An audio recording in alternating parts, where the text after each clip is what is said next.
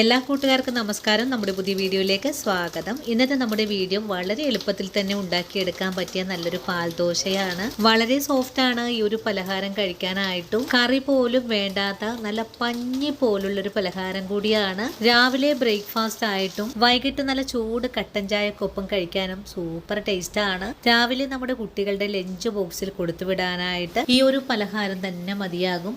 ഇതുപോലെയൊക്കെ ഉണ്ടാക്കി കൊടുക്കുവാണെങ്കിൽ അവരൊരുപാട് ഇഷ്ടത്തോടു കൂടി തന്നെ കഴിക്കുകയും ചെയ്യും. അപ്പോൾ നോക്കാം എങ്ങനെയാണ് വളരെ സോഫ്റ്റ് ആയിട്ടുള്ള പാൽപ്പത്തിരി തയ്യാറാക്കി എടുക്കുന്നതെന്ന് നമ്മുടെ വീഡിയോയിൽ കൂടെ നമുക്ക് കണ്ടു നോക്കാം. അതിനു മുമ്പായിട്ടൊരു കാര്യം കൂടെ പറഞ്ഞോട്ടെ. വീഡിയോ കാണുമ്പോൾ നിങ്ങൾക്ക് ഇഷ്ടപ്പെടുവാണെങ്കിൽ തീർച്ചയായിട്ടും നിങ്ങളുടെ വിലയേറിയ ലൈക്കിൽ തരാൻ മറക്കരുത്.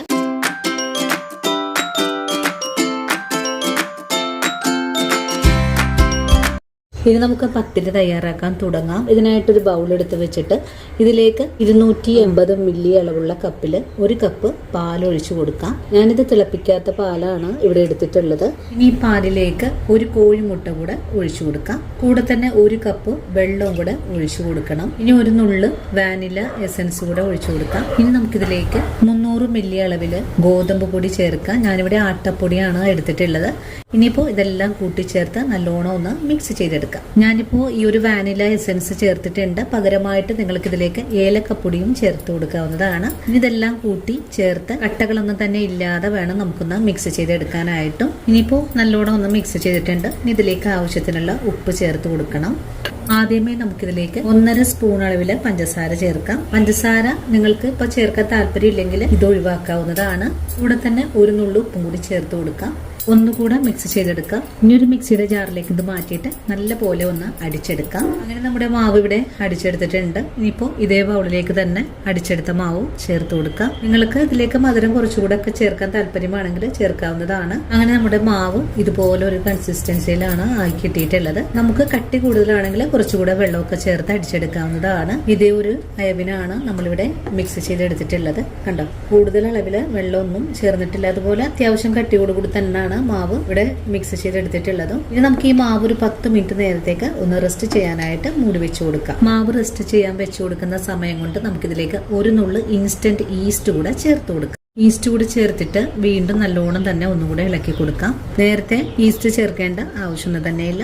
നല്ലപോലെ ഒന്ന് മുകളിലേക്ക് പൊക്കി ഒന്ന് മിക്സ് ചെയ്തെടുക്കാം. മുകളിലേക്ക് നല്ലപോലെ മിക്സ് ചെയ്തെടുത്ത് കഴിഞ്ഞാൽ നമ്മുടെ മാവ് ഇവിടെ റെഡിയാണ്. നല്ല ചൂട് കിട്ടുന്ന സ്ഥലത്തൊക്കെ ആണെങ്കിൽ ഒരു 10 മിനിറ്റ് മാത്രം വെച്ച് കൊടുത്താൽ മതിയാകും. ഇനിയിപ്പോൾ തണുത്ത സ്ഥലങ്ങളിലൊക്കെ ആണെങ്കിൽ ഒരു അരമണിക്കൂർ നേരമെങ്കിലും നമ്മളിതുപോലെ അനക്കാതെ വെച്ച് കൊടുക്കേണ്ടതാണ്. 15 മിനിറ്റ് നേരത്തേക്ക് മാവ് റെസ്റ്റ് ചെയ്യാൻ വെച്ചിട്ടുണ്ടായിരുന്നു. ഇപ്പോൾ നമ്മുടെ മാവ് ഇതുപോലെ ഒന്ന് ചെറുതായിട്ട് ബബിൾസ് ഒക്കെ വന്ന് നിൽക്കും ഒരു പാകത്തിലാണ്. മാവിന്റെ ആ ഒരു കട്ടിയൊന്നും കുറഞ്ഞിട്ടൊന്നുമില്ല. ഇത് നമ്മൾ കലക്കി വെച്ച പോലെ തന്നെയാണ് ഇരിക്കുന്നത്. നല്ല പോലെ കട്ടിയായിട്ട് മാവ് കലക്കി എടുക്കരുത് കേട്ടോ. ഈ ഒരു അയവിനായിരിക്കണം നമ്മൾ ഈ മാവ് മിക്സ് ചെയ്തെടുക്കേണ്ടതും. ഇനി നമുക്ക് ഉടൻ തന്നെ ദോശ തയ്യാറാക്കാൻ തുടങ്ങാം. ഇനി നമുക്ക് ദോശ തയ്യാറാക്കി എടുക്കാനുള്ള ഒരു പാൻ അടുപ്പിലേക്ക് വെച്ചിട്ടുണ്ട്. പാൻ ഒന്ന് ചൂടായി വരട്ടെ. ഇപ്പോൾ നമ്മുടെ പാൻ ചൂടായി വന്നിട്ടുണ്ട്. നമുക്കിതിലേക്ക് ഓരോ തവി മാവ് കോരി ഒഴിച്ചു കൊടുക്കാം. നിങ്ങൾക്ക് ഇഷ്ടമുള്ള വലിപ്പത്തില് മാവ് കോരി ഒഴിച്ചു കൊടുക്കാൻ പറ്റുന്നതാണ്. ഇതുപോലെ മാവൊന്ന് കോരി ഒഴിച്ചു കൊടുത്തിട്ടുണ്ട്. ഈ ഒരു പത്തിരിയുടെ മുകളിലായിട്ട് കുറച്ച് നെയ്യ് കൂടെ ഇതുപോലെ ഒന്ന് പുരട്ടി കൊടുക്കാം. നെയ്യ് എല്ലാ ഭാഗത്തേക്കും ഒന്ന് പുരട്ടി കൊടുത്തിട്ടുണ്ട്. ഇനി നല്ലവണ്ണം ഒന്ന് മുരിഞ്ഞ് കിട്ടണം. അതുവരെ നമുക്കൊന്ന് വെയിറ്റ് ചെയ്യാം. ഇപ്പോൾ നമ്മുടെ പത്തിരിയുടെ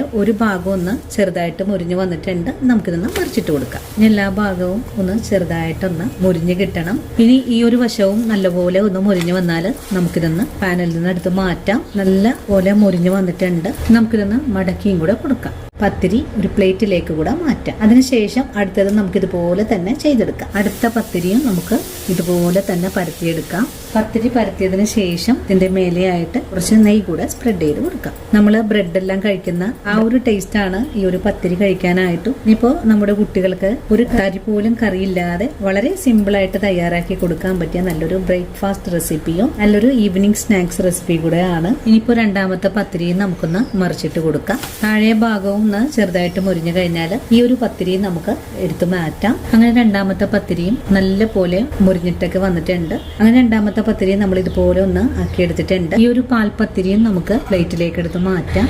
ബാക്കിയുള്ളത് നമുക്ക് ഇതുപോലെ തന്നെ ചെയ്തെടുക്കാം. ഇതുപോലൊരു പാൽപ്പത്തിരി തയ്യാറാക്കി എടുക്കാനായിട്ട് നമുക്ക് വളരെ എളുപ്പമാണ്. അതും ഒരു തരി പോലും കറി വേണ്ടാതെ തന്നെയാണ് നമുക്കിത് കഴിക്കാൻ പറ്റുന്നത്. അതിൽ ഇങ്ങനെയൊക്കെ ഉണ്ടാക്കി കഴിക്കുവാണെങ്കിൽ നമ്മുടെ ജോലി ഭാരം കുറക്കാനും കുഞ്ഞുങ്ങൾക്ക് ഒരുപോലെ തന്നെ ഇഷ്ടത്തോടു കൂടി കഴിക്കാനും സാധിക്കും. കുഞ്ഞുങ്ങൾക്ക് മാത്രമല്ല, നമ്മുടെ വീട്ടിലുള്ള പ്രായമായ അച്ഛനമ്മമാർക്ക് വരെ ഒരുപാട് ഇഷ്ടത്തോടു കൂടി തന്നെ അവർ കഴിക്കുകയും ചെയ്യും. നിത്യവും ദോശയും ഇഡ്ഡലിയും ഒക്കെ കഴിച്ച് മടുത്തിരിക്കുന്ന സമയത്ത് ഇതുപോലൊരു സിമ്പിൾ പലഹാരം നിങ്ങൾ എല്ലാവരും തയ്യാറാക്കി കഴിക്കണേ. തയ്യാറാക്കി നോക്കുമ്പോൾ ഈ ഒരു പലഹാരത്തിന്റെ സ്വാദ് നിങ്ങൾക്ക് ഇഷ്ടപ്പെടുവാണെങ്കിൽ തീർച്ചയായിട്ടും നമ്മുടെ പേജ് ഒന്ന് ഫോളോ ചെയ്യുന്ന കാര്യം മറക്കല്ലേ.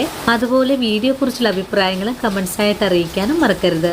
ഇനിയിപ്പോൾ നമ്മുടെ വീഡിയോ ആദ്യമായിട്ട് നിങ്ങൾ കാണുവാണെങ്കിൽ തീർച്ചയായിട്ടും നമ്മുടെ പേജ് ഒന്ന് ഫോളോ ചെയ്ത് നമ്മുടെ ഫാമിലിയിൽ മെമ്പർ ആകാനും മറക്കരുത്. അപ്പോൾ ഇനി നല്ലൊരു വീഡിയോ ആയിട്ട് നാളെ കാണാം. അതുപോലെ ഒത്തിരി സ്നേഹത്തോടെ വീണ്ടും കാത്തിരിക്കുക.